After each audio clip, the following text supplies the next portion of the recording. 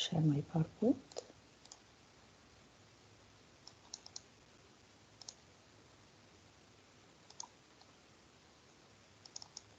Okay, today we'll continue chapter 16, unit 2, anxiety disorder. Previous time we finished the phobia.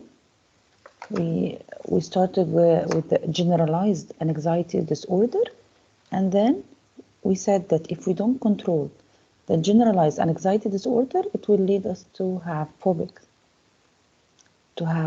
or to be phobic. Okay, let's start.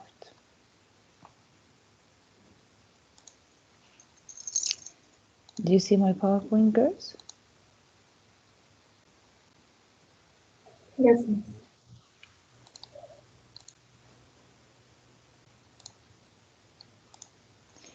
Today, girls, will take the second part of the anxiety disorder.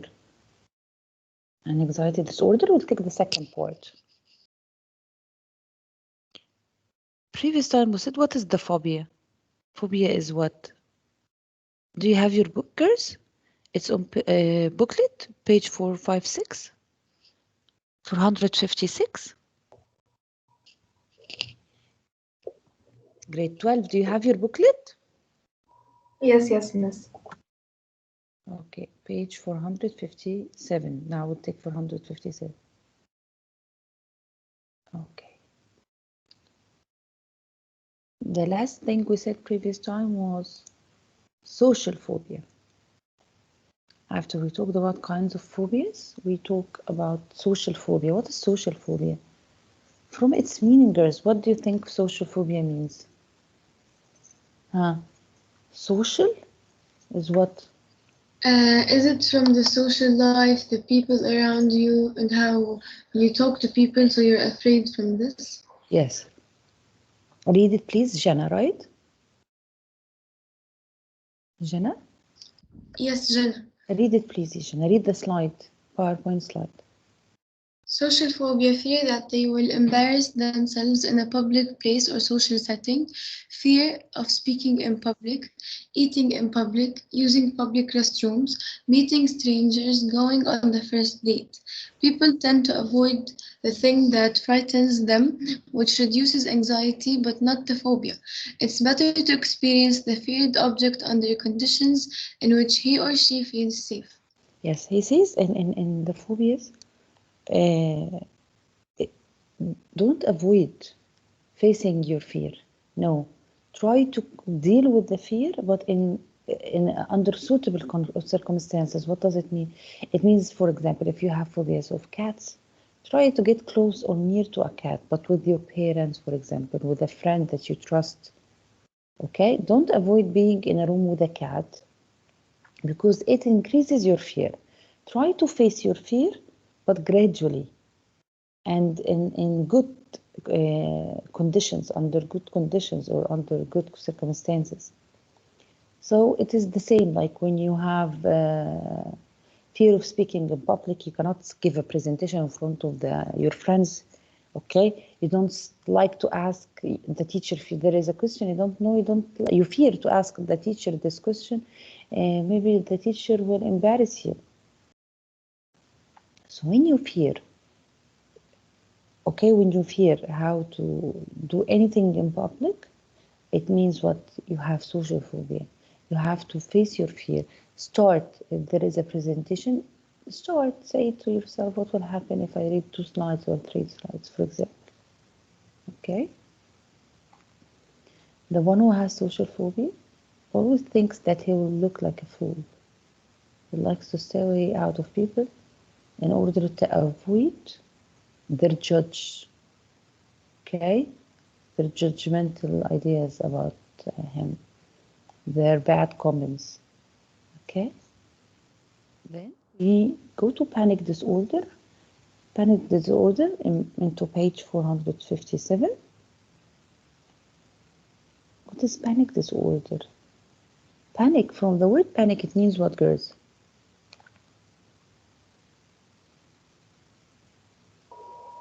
Maybe like you can take a panic attack from something. Yes, it is like more. It's like a panic attack. Panic disorder is extreme anxiety okay, that manifests itself in the form of panic attacks. Okay, what happens?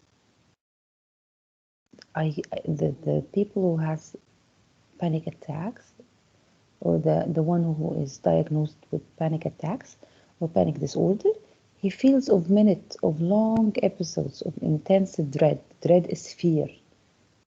The person feels afraid. Dread is when you are in extreme fear. Okay? It includes what? Feeling of terror. Terror that he is afraid, and he feels like someone pressing his chest pain, choking, someone chokes him from his neck, or other frightening sensation. They feel, those people who face panic attack, they cannot breathe, they feel pain in their chest, and they think that they are dying, someone is killing them. And anxiety is a component of both disorders. It occurs more in the panic disorder, making people avoid situations that cause it. Here is panic disorder. Who can read, girls?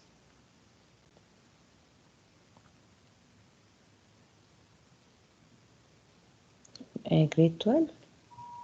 I can read. Please read. What's your name? Siham. Okay, Siham. Okay. A panic disorder or panic attacks. A feeling of sudden, helpless terror, such as overwhelming fright one might experience. Smothering, choking, difficulty breathing, faintness, dizziness, nausea, or chest pain. Yes. Panic attacks are inherited. Maybe they are inherited. Okay. Maybe after a stressful event, you have been through a very stressful event. Okay. Or maybe interpreting psychological arousal, increased heart rate. Maybe you faced a situation that caused your heart rate to increase or arouse. So that will lead you to, God forbid, a panic attack. Here, continue, Siham. Okay. Obsessive and compulsive disorder. Girls, have you heard about a disease called OCD? Yes. What is it? Like to be very, very strict about something or very clean about something. Yes, strict or clean about something. Who said that? Siham. Siham also? Yes. The one who reads? Yes. Okay, so I think you're the one who was awake, you and Jenna, because you're the only two who replied me. Yes, the first read after a long vacation, so after a long weekend. Okay, obsessive compulsive disorder is the OCD. Continue, Sihan. Persistence of unwanted thoughts, obsessions, and urges to engage in senseless rituals, compulsions that cause distress. Yes, you have thoughts. Okay, thoughts are in your mind and they control your mind. They manipulate your mind. Obsession. We will learn more in the next slide. But here, he brought you a common obsession and compulsions among children and adults with obsessive compulsive disorder, OCD. They think that they have a repetitive thought. Repetitive thought. They keep thinking of something and repeat it. Like what? Concern with dirt, germs or toxins. They think they have germs in their hands. So they can go and wash their hands for 40 times a day or something. Something terrible happening, fire, death, illness. They think that they are sick. So every day in the morning they go to the doctor to search for a new disease in their body. Symmetry, exactness. What is this symmetry? Order or exactness? You open their closets, you find that everything is on one line. If he arranges his shirts, the shirts will be arranged in one line. If he arranges his cups in the kitchen, the cups will stand in a line. symmetry, order. Okay, so this is the obsession.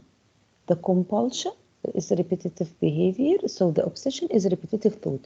You keep thinking that you have germs on your hand, germs in my hand. The compulsion, what do you do? So this is the obsession.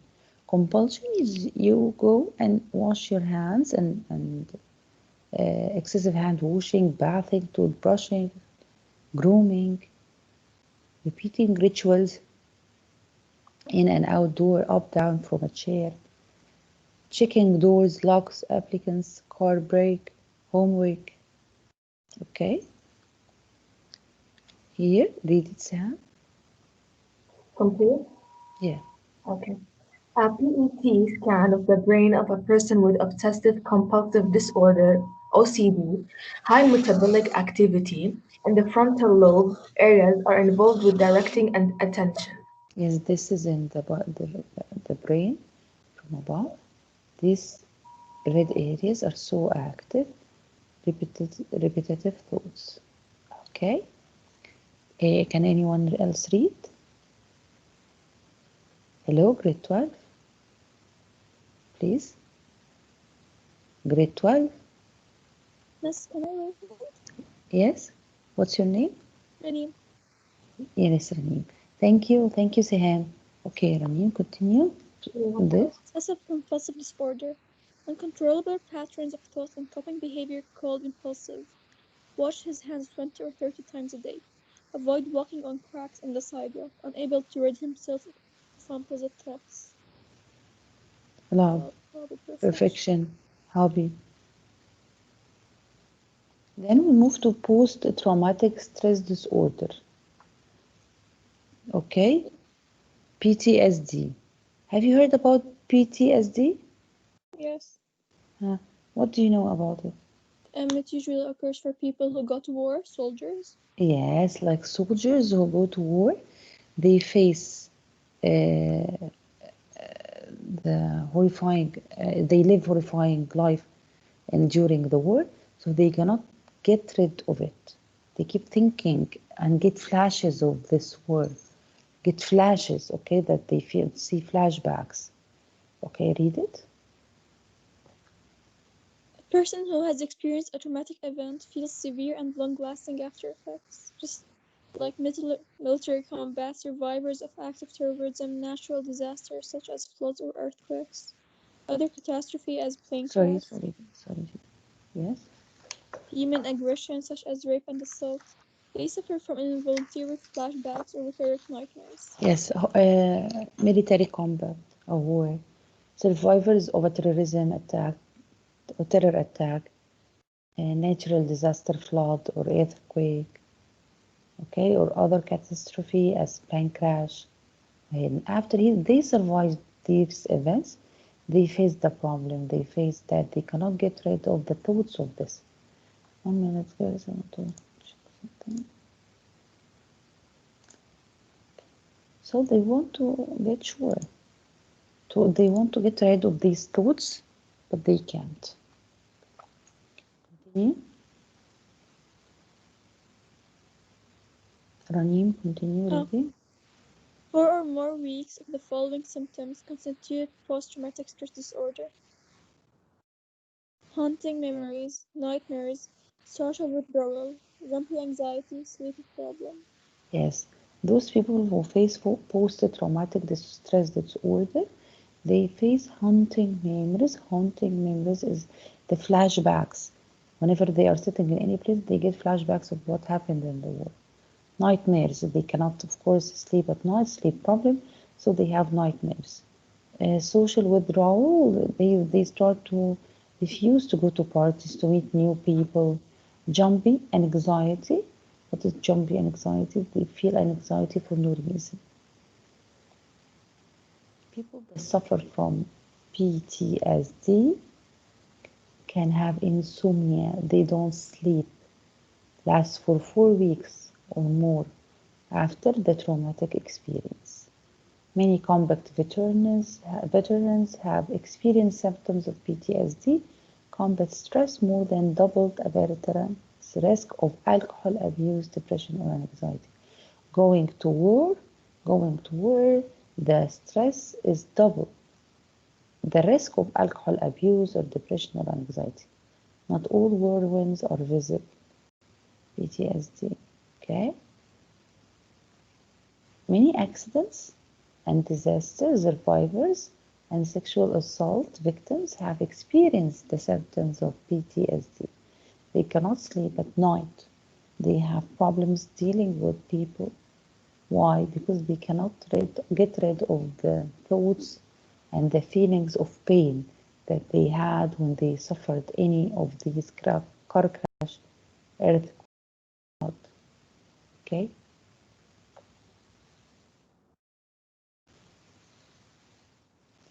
Okay, read, Rani. All major religions of the world suggest that surviving a trauma leads to the growth of an individual.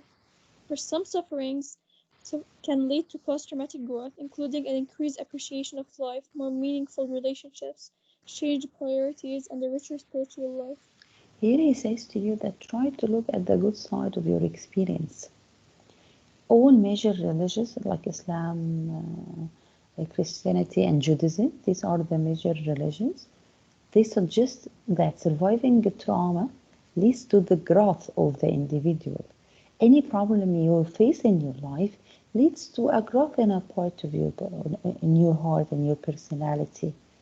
Okay? You like this rat. You see in this rat, what doesn't kill you make you stronger. There is a song, I don't remember for whom. What doesn't kill you give you stronger. Get yourself higher. But I don't remember the one. Who sings this song, girl? Who sings what doesn't kill you makes you stronger? Grade 12. Miss, I- I have one. Yes, miss. Who remembers it? Who knows it?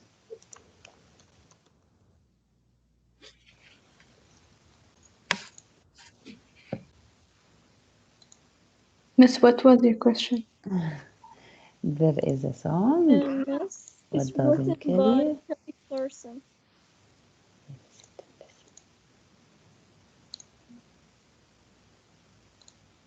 هل أصبتم بالإحراج وأنتم تتكلمون باللغة الإنجليزية؟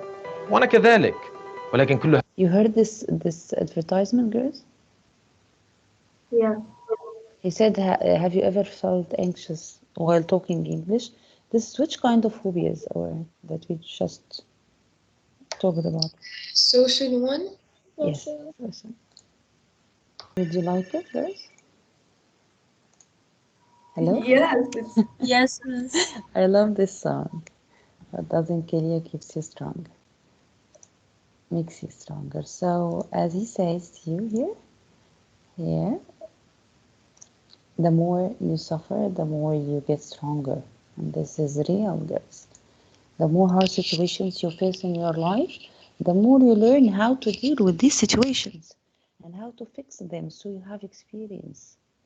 You have experience in relationships, in work problems, in anything because you face, like when you advise your friend and you say to her, I've been there before, by the way, I faced it before. Okay, so you gain more wisdom. It changes your personality. So when you face a problem, don't be sad. After this problem, you'll be a better person. Okay? Hello? Yes, miss. Yes. Yes. Yes, Miss. For some, suffering can lead to post-traumatic growth, including increased appreciation of life, more meaningful relationships, change priorities, and richer spiritual life. What does it mean? I mean, after you face a problem, after you get through a trauma, God forbid, then you will increase your appreciation of life. Those people who face that they are losing their lives because of a flood, after the flood finishes, they will appreciate the minutes they are alive. Okay, they will appreciate the safe moments they have in their lives. So they will appreciate what else? They will appreciate relationships.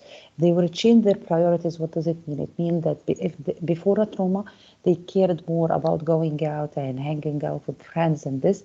Maybe after their priorities, after the trauma, they will prefer to stay with the family and get support from their families. And reach your spiritual life, you will get more close to God. We fall in problems in order to get more close to our gods. Here, trauma doesn't have to defeat you. It can be a perfect opportunity for growth. Don't just make a comeback. Use it as a catalyst forward. That's it. We finished, girls. Hello? Yes, miss. Yes, so we finished, girls. We took from 457. We took the panic disorder. We took the obsessive compulsive disorder, the OCD, and the post-traumatic stress disorder, PTSD. So what do you think of these diseases, girls?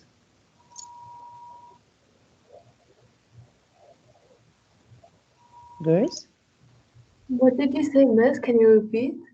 what do you think of these diseases? Yani, for example, let's talk about the obsessive compulsive disorder, the OCD. Any one of you have ever met someone who has OCD? Other girls, only Siham answers me. Where are the other 19 girls in the class? Girls? Yes, miss. Where are you girls? Yes, Sharifa. What have you heard about the OCD, Sharifa, before? No. Yes. Anyone girls heard about OCD before we talk about it today? Yes. What do you know? What do you know, girls? Most like they have everything to be organized. Or like the clothes there to be like in a specific way. Don't like repeating the short words. Yes. I will show you a video.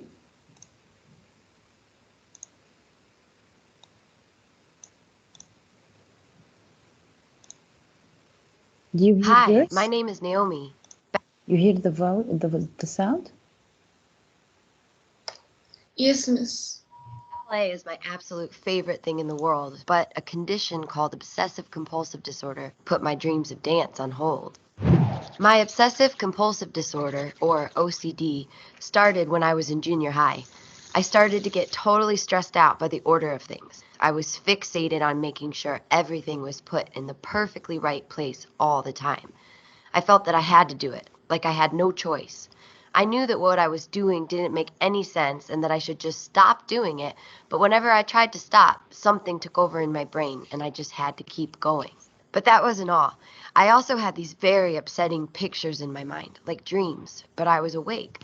They were images of terrible things happening as a result of a mistake I made.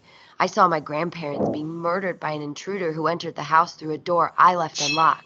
I became convinced that I was going to cause some life-ending event as a result of my carelessness. These thoughts and images were obsessions. People with OCD have all different types of obsessions.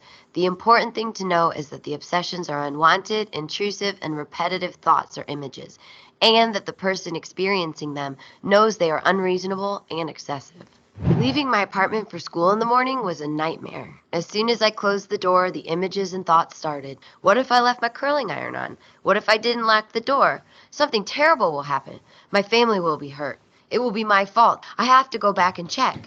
It felt terrible, and I was almost always late for school. Are you for real right now? The obsessions created so much fear and anxiety for me that I had to do something to make myself feel better. I was afraid to tell my friend what was happening in my head. I didn't want her to think I was losing my mind.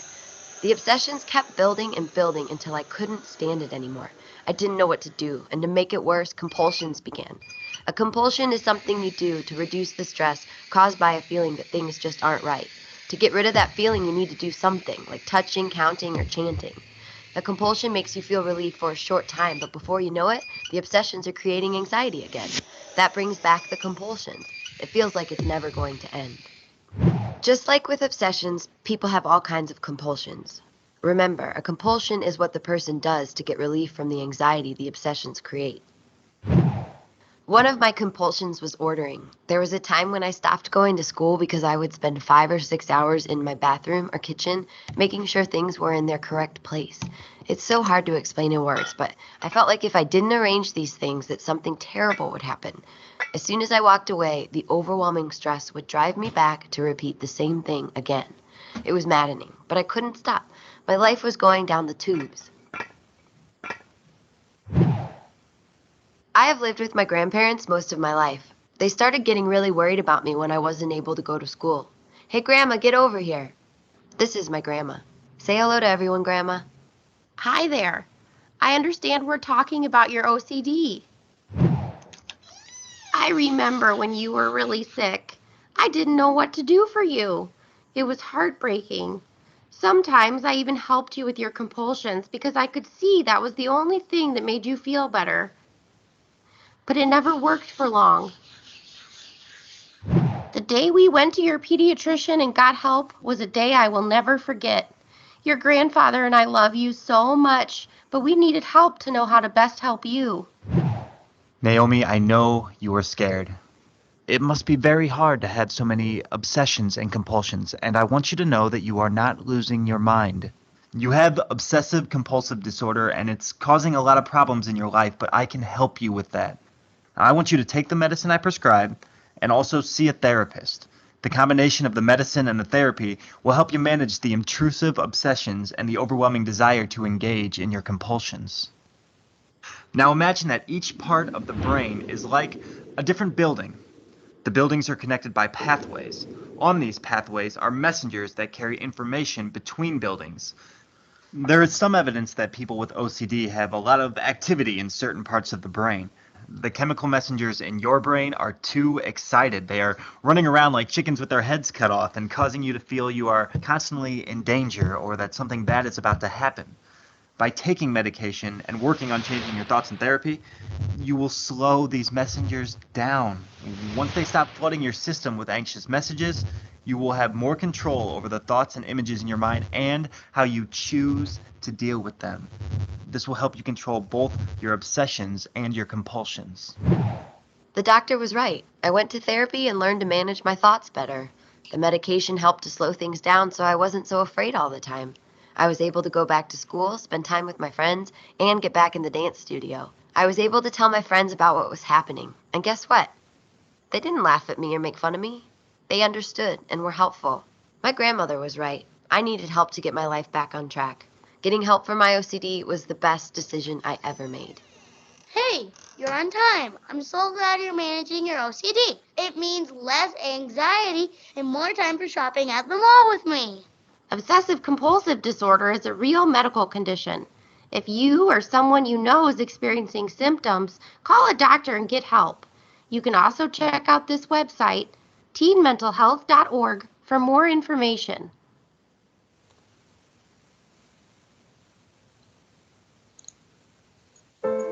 Have you?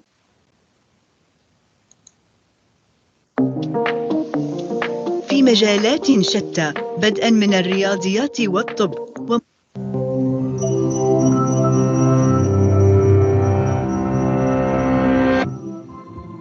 Many of us will experience some kind of trauma during our lifetime.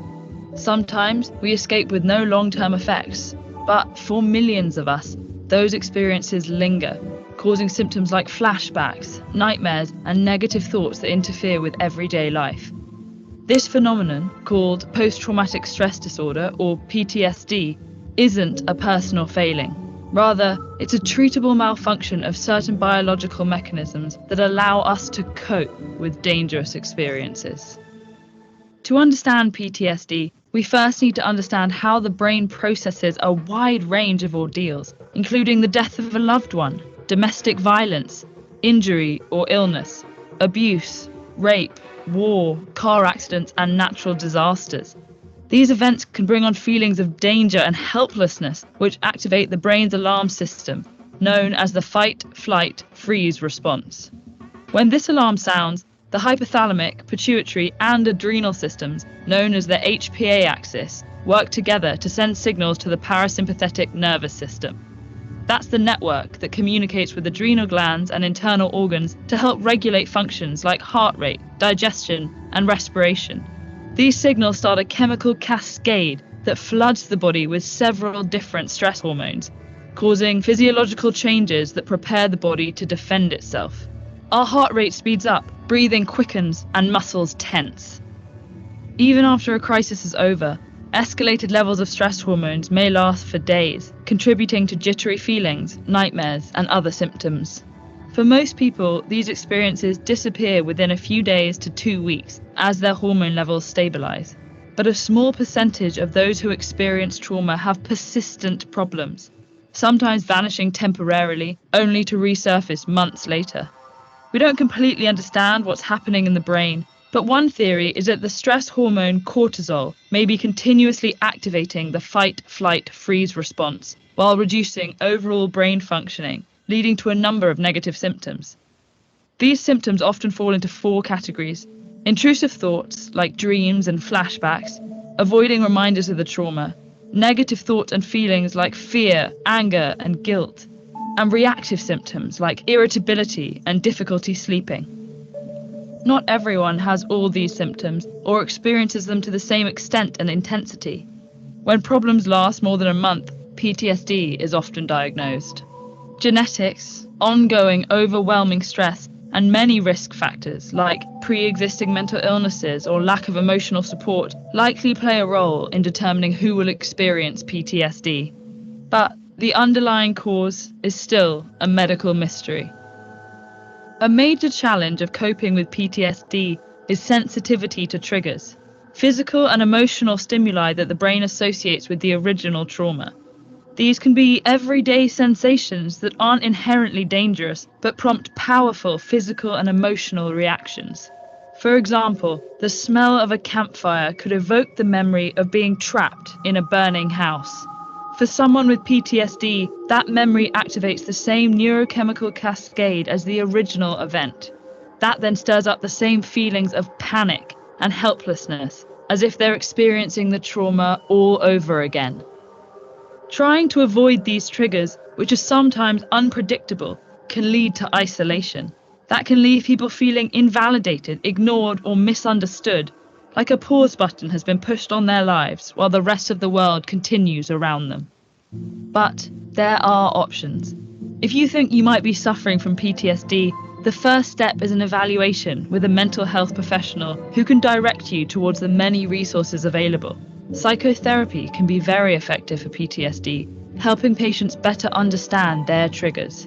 And certain medications can make symptoms more manageable, as can self-care practices like mindfulness and regular exercise. What if you notice signs of PTSD in a friend or family member? Social support, acceptance, and empathy are key to helping and recovery. Let them know you believe their account of what they're experiencing and that you don't blame them for their reactions. If they're open to it, encourage them to seek evaluation and treatment. PTSD has been called the hidden wound because it comes without outward physical signs. But even if it is an invisible wound, it doesn't have to be a silent one. Mental health conditions impact millions of people around the world, yet are often misunderstood. Check out this playlist to get informed. Okay, girls, today, yes, OCD, obsessive compulsive disorder, and PTSD, post-traumatic stress disorder. Okay, girls? Yes. See you next week, inshallah. Inshallah. Bye, girls. Bye, Miss.